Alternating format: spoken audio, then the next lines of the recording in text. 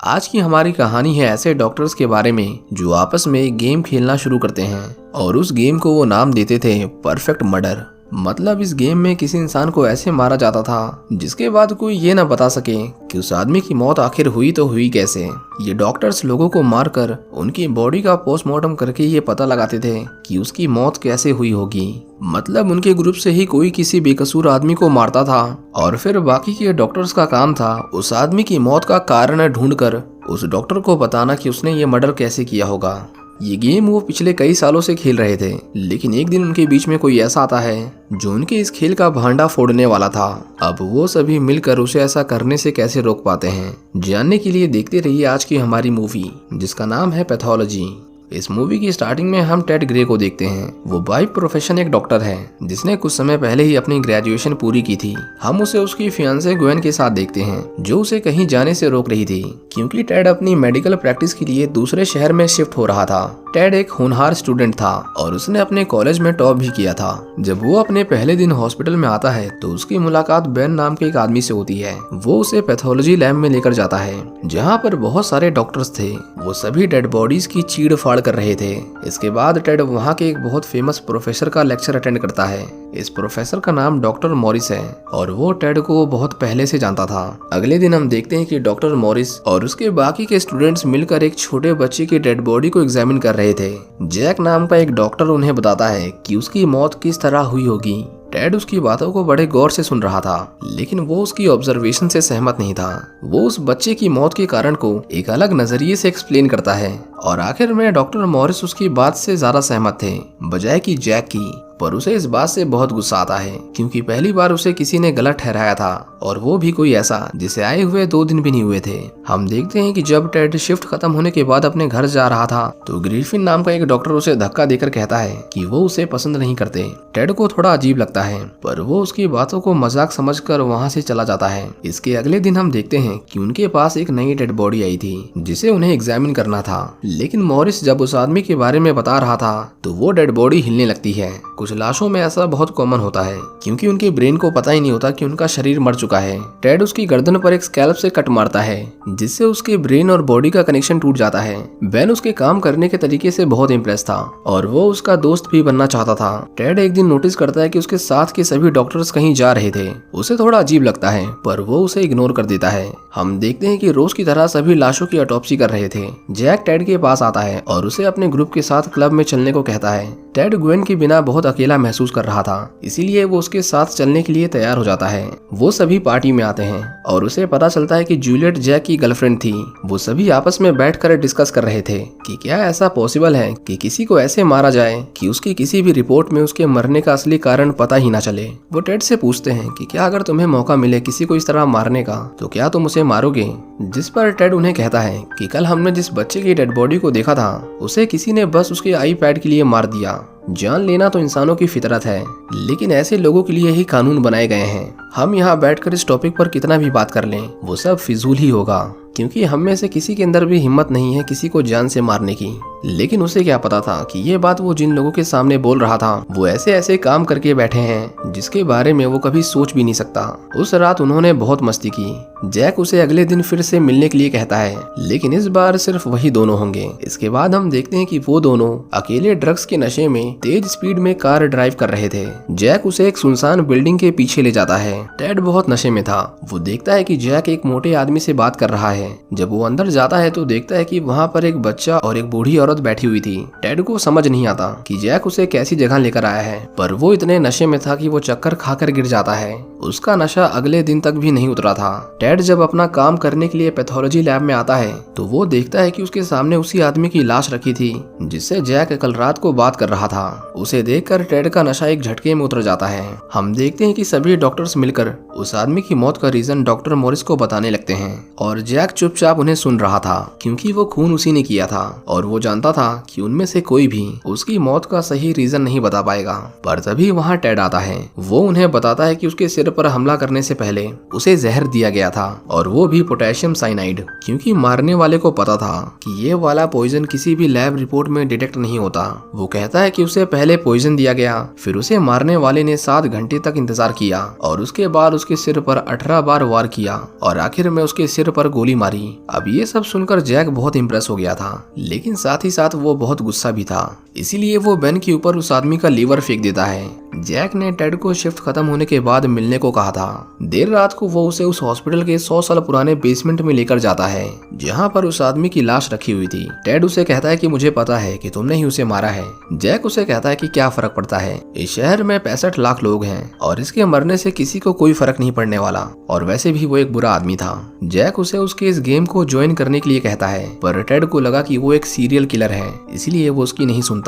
Jack समझ गया था कि वो उसकी बातें समझने की कोशिश नहीं कर रहा, इसीलिए वो उसे वहाँ से भाग जाने के लिए कहता है। टेड जब उस बेसमेंट से बाहर आता है तो वो देखता है कि जैक अकेला नहीं था, बल्कि उसके साथ कई लोग इस गेम को खेल रहे थे। उस रात उसे नींद नहीं आती। वो यही सोच रहा था कि जैक ने उसे सब कुछ इतनी आसानी से कैसे बता दिया। क्या उसे पुलिस का कोई डर नहीं था? वो जैक को फोन करता है और उसे पता चलता है कि जैक ने उस जगह पर टेड के फिंगरप्रिंट्स और बहुत सारे एविडेंस छोड़े थे, और इसीलिए अगर वो पुलिस के पास जाता तो पुलिस सबसे पहले उसे पकड़ती, ना कि जैक को। अगले दिन डॉक्टर मॉरिस बताते हैं कि उस आदमी की बॉडी में पोटेशियम साइनाइड नहीं था, जिसका मतलब ये था कि टेड की ऑब्जर्वेशन गलत थी। जैक को लग रहा था कि उसने एक परफेक्ट मर्डर किया है, लेकिन टेड उसे अकेले में मिलकर बताता है कि उसने ये मर्डर कैसे किया होगा। उसकी बॉडी को डेड समझकर हॉस्पिटल में लाया गया था, लेकिन वो उस समय भी जिंदा था। जब जैक को उस आदमी की बॉडी मिली तो उसने उसे जिंदा ही काट दिया, और उसके बाद उसने उसे हॉस्पिटल के पीछे ले जाकर उसके सिर पर 18 बार हमला किया, जिससे उसकी मौत हो गई।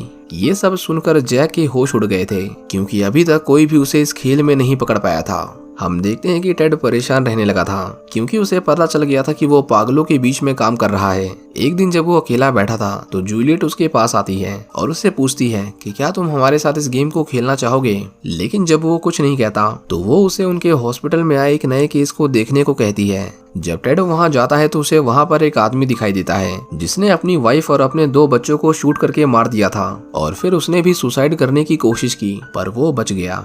टेड देखता है कि उसकी हालत बहुत खराब थी, और उसे जैक की कही एक बात याद आती है कि कुछ लोगों को जीने का कोई हक नहीं, इसलिए वो उस आदमी को पॉइजन का इंजेक्शन देकर मार देता है। ऐसा करते हुए जैक ने उसे देख लिया था। वो टेड से कहता है कि हो सकता है कि आज रात तुम्हें नींद न आए, तुम बार बार टीवी में न्यूज को देखोगे कि कहीं उसमें तुम्हारे बारे में तो नहीं बताया जा रहा, लेकिन धीरे धीरे तुम्हें एहसास होगा कि उसकी मौत से किसी को कोई फर्क नहीं पड़ता, और उस दिन तुम बिल्कुल एक अलग आदमी बन जाओगे। हम देखते हैं कि इसके बाद टेड भी उनके इस गेम का हिस्सा बन गया था। एक रात वो सभी मिलकर नशे करते हैं और एक दूसरे के साथ इंटीमेट होते हैं। टेड अपनी आंखों के सामने ये सब होते हुए देख रहा था, लेकिन अब उसे इस खेल में मजा आने लगा था। अगले दिन जब उसकी आंख खुलती है तो वो देखता है कि वो उसे बेसमेंट में ही छोड़कर चले गए थे। वो भागकर ऊपर आता है और देखता है कि सभी लोग अपना काम ऐसे कर रहे थे जैसे कि कल रात कुछ हुआ ही नहीं था। हम देखते हैं कि जूलियट टेड के साथ बहुत फ्रैंक हो रही थी और वो उसे एक आदमी के घर पर लेकर जाती है। जूलियट उसे बताती है कि वो आदमी उसका बाप है, जिसने बचपन में उसके साथ रेप किया था।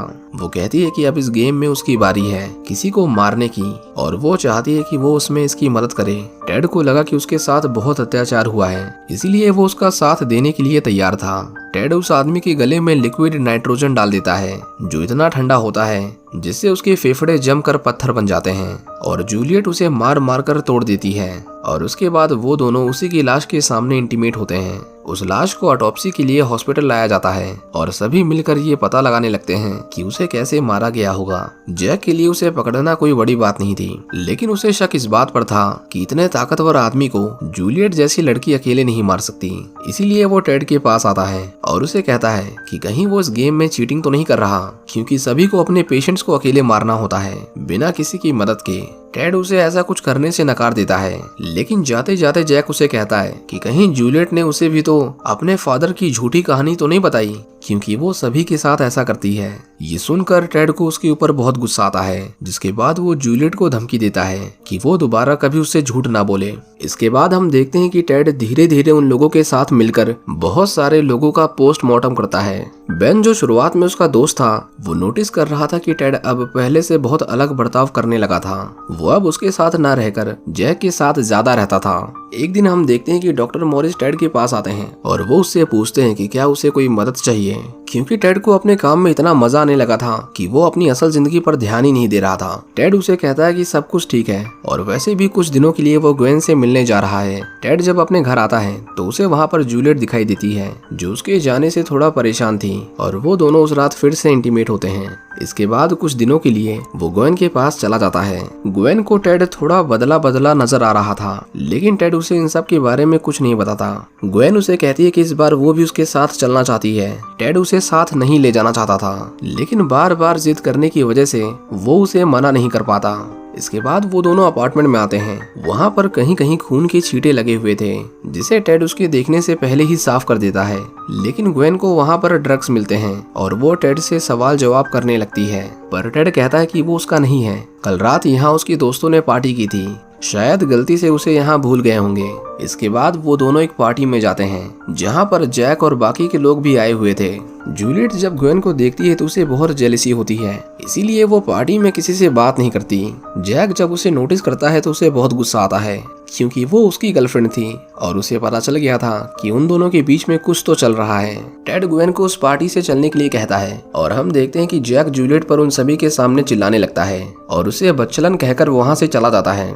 देर रात को जब टेड सो रहा था तो उसे जैक का फोन आता है। उसे लगा कि उसने उसे गेम खेलने के लिए बुलाया है, लेकिन जब वो वहाँ पर जाता है तो वहाँ पर कोई नहीं था। हम देखते हैं कि जैक ने 3 लड़कियों का मर्डर कर रखा था और वो पागलों की तरह हरकतें कर रहा था। टेड उसे कहता है कि वो गेम के रूल्स तोड़ रहा है, वो लोगों को इस तरह नहीं मार सकता, लेकिन जैक ने उसे एक वार्निंग देने के लिए बुलाया था कि वो उसकी चीजों और जूलियट से दूर रहे। पर उसे भी पता था कि इसमें टेड की कोई गलती नहीं, ये सब जूलियट खुद करना चाहती है और इसीलिए वो उसे कुछ नहीं करता।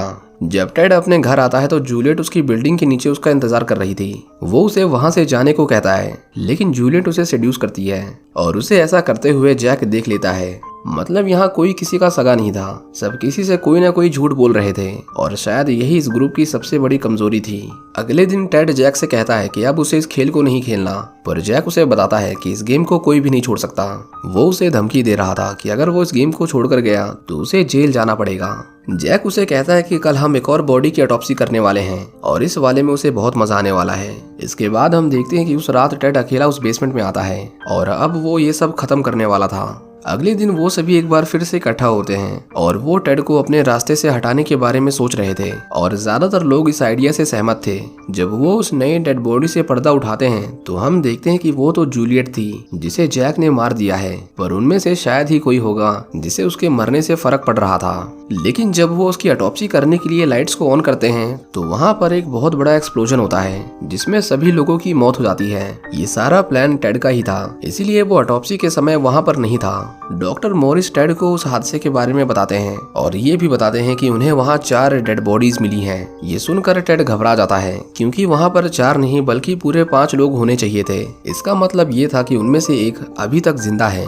हम देखते हैं कि वो आदमी कोई और नहीं बल्कि जैक ही था, जो अपना बदला लेने के लिए ग्वेन को मारने जा रहा था। जब ग्वेन उसका फोन नहीं उठाती तो टेड अपने घर की ओर भागने लगता है, लेकिन जब तक वो ग्वेन के पास पहुंचता वो देखता है कि ग्वेन की मौत हो चुकी थी। उसे देखकर टेड रोने लगता है और इन सब का जिम्मेदार वो खुद को मानता था। कुछ दिनों बाद हम देखते हैं कि डॉक्टर मॉरिस ग्वेन की मौत का दुख जता रहे थे। टेड उन्हें कहता है कि वो नहीं चाहता कि ग्वेन को कोई और छुए, इसीलिए वो उसकी ऑटोप्सी खुद करना चाहता है। इसके बाद हम देखते हैं कि वो उसकी मौत का कारण जानने के लिए अलग अलग टेस्ट करने लगता है। वो अपनी रिपोर्ट में लिखता है कि ग्वेन को माइट्रल वेल्व प्रोलैप्स की बीमारी थी, जिसकी वजह से उसकी मौत हुई।